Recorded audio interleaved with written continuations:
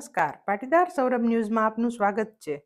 કચ્છમાં જૂની પેઢીના ઘણા વડીલોને ખબર હશે કે ઘણા ગામોમાં જ્યાં સિંચાઈના પાણીની સગવડ હતી ત્યાં એ જમાનામાં પણ કેટલાક ખેડૂતો શેરડીનો પાક લઈ દેશી ગોળનું ઉત્પાદન કરતા। પછી તો એ બંધ થઈ ગયું, પણ આજે ફરી પાછા કચ્છમાં ગોળ બનાવવાનું શરૂ થઈ ગયું છે।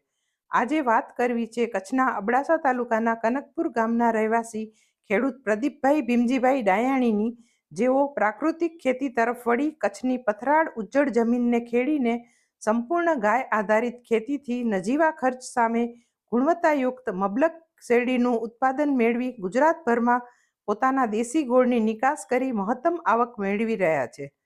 પ્રદીપભાઈ 30 એકર જેટલી વાડીમાં શેરડી, ઘઉં, બાજરી, શક્કરટેટી, પપૈયા તથા શાકભાજી સહિત વિવિધ પાકો લઈ રહ્યા છે। જેઓ પ્રાકૃતિક ખેતીથી શેરડીનો પાક લઈ તેમાંથી જાતે દેશી પદ્ધતિથી શુદ્ધ ગોળ બનાવી બમણી આવક મેળવી રહ્યા છે। પ્રદીપભાઈએ પ્રાકૃતિક ખેતી ક્ષેત્રે પોતે કરેલી ઇનોવેશનની ક્રાંતિ વિશે જણાવ્યું હતું કે પ્રાકૃતિક ખેતીથી ગુણવત્તાયુક્ત શેરડીનો પાક મળી રહ્યો છે। શરૂઆતમાં ખાલી શેરડીના વેચાણથી પ્રમાણમાં ઓછી આવક થતી હતી, તેથી ઇનોવેશનના વિચાર સાથે અમે 7-8 ખેડૂતો ભેગા મળીને શેરડીમાંથી જાતે જ ગોળ બનાવવાની શરૂઆત કરી છે। અબડાસા તાલુકાના કનકપુર ગામમાં ગોળ બનાવવાની ફેક્ટરી શરૂ કરીને શેરડીમાંથી શુદ્ધ દેશી ગોળ બનાવી રહ્યા છીએ। આ ગોળની વડોદરા, રાજકોટ, અમદાવાદ, કચ્છ સાથે ગુજરાતભરમાં નિકાસ કરી રહ્યા છીએ। આજ અમને શેરડીના ભાવ સામે શુદ્ધ દેશી ગોળના વેચાણથી ડબલ આવક સાથે સારો નફો થઈ રહ્યો છે।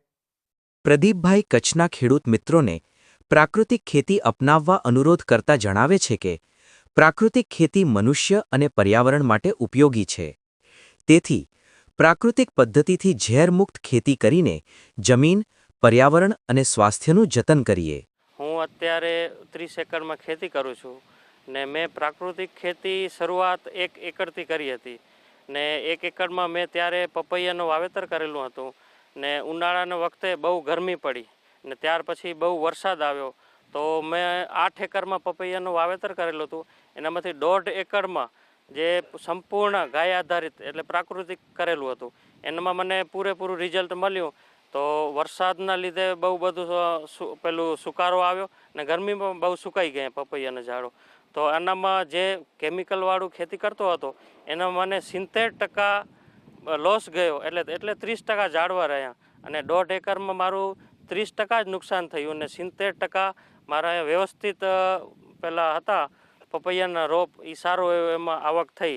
તો મેં ત્યારથી જ પછી એમને ધીરે ધીરે 2 એકર 5 એકરમાં આવી રીતે કરતો ગયો। એનામાં હું ઘઉં, બાજરો એ પણ સંપૂર્ણ ગાય આધારિત પ્રાકૃતિક કરું છું અને અત્યારે અમે શેરડીનું વાવેતર કર્યું છે। પહેલાં એવું થતું કે શેરડી આપણે કાપીને બારે આપી દેતા તો 3 રૂપિયા કિલો જેવું આપણે વળતર મળતું, તો અમે એમાં વેલ્યુ એડિશન કરી ને સંપૂર્ણ શેરડી પ્રાકૃતિક કરીએ છીએ। ગાય આધારિત ગોબર અને ગૌમૂત્રનો એનો વપરાશથી જ અમે સંપૂર્ણ શેરડી ઉત્પાદન કરીએ છીએ અને વેલ્યુ એડિશન કરી એનું ગોળ બનાવે છે। એના પણ બિલકુલ કેમિકલ વગરનું સરકારનું જે છે કે પ્રાકૃતિક ખેતીમાં ખેડૂતો એના વખત જાય તો મને એકદમ સારો આનો રિસ્પોન્સ મળ્યો છે।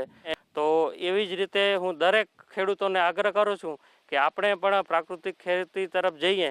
હું મારી વાત કરું તો બીજી શક્કરટેટી વાવું છું, એનામાં પણ હું પ્રાકૃતિક વધારે કરું છું। તો મારો શક્કરટેટી ગમે ભારતના દેશના ખૂણે પહોંચી જાય છે અને કેમિકલવાળાની વચ્ચે ખરાબ થઈ જાય છે। તો મેં આનું પ્રત્યક્ષ અને રિઝલ્ટ મને મળ્યું છે। ગુજરાત સરકારનું જે અભિયાન ચાલ્યું છે પ્રાકૃતિક ખેતી, તો હું સર્વે ખેડૂતોને અપીલ કરીશ કે આપણે ઝેરમુક્ત ખેતી કરીએ ને આપણા જમીનને આપણી માં કહેવાય એનું પણ આપણે સંરક્ષણ કરીએ તો વરસાદનું પાણી પહેલાં વહી જતું કેમિકલ ખેતી કરવાથી ને અત્યારે મારા ખેતરમાં વરસાદનું સંપૂર્ણ પાણી રિચાર્જ અંદર આપણે જમીનમાં આપણા અંદર બધું ચાલ્યું જાય છે અને દરિયામાં પાણી જતું નથી। તો સૌ ખેડૂતોને અપીલ કરીશ કે ગુજરાત સરકાર જે આ અભિયાનમાં પ્રાકૃતિક અભિયાનમાં જોડાઈએ ને આપણા સૌને સાચો ખોરાક મળી રહે તેવા આપણે પ્રયત્ન કરીએ।